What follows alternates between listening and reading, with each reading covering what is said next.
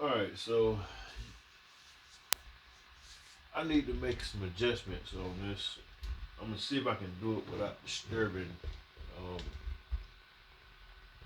the boot process that's going on. Or shall I say the download? Or shall I say update?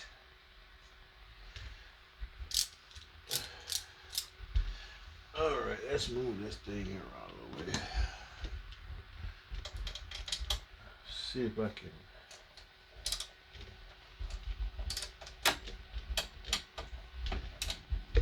keep from disturbing. So this current setup was for Bitcoin purposes, and I'm now trying to set it up for gaming purposes.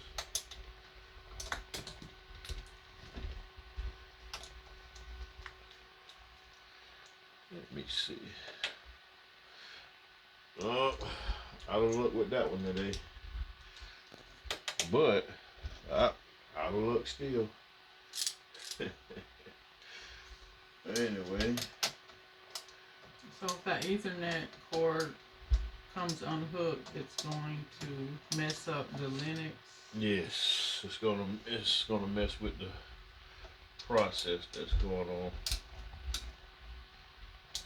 So you're removing the metal pieces? Well, what I'm gonna do is I'm gonna take this tall piece off and I'm gonna put the shorter piece on. So it will fit into the arcade? Yes, this is gonna be the framing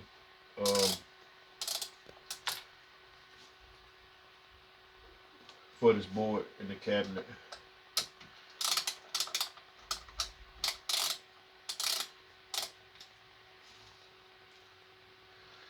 I mean, I actually could leave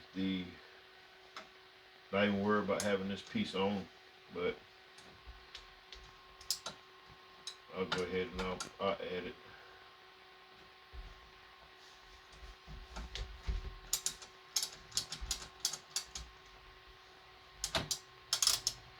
It'll only take a second.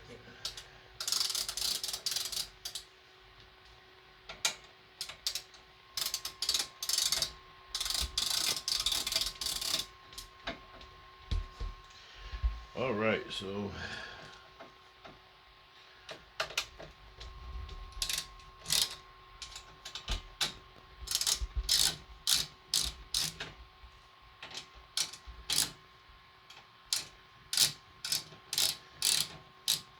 almost there. Oh.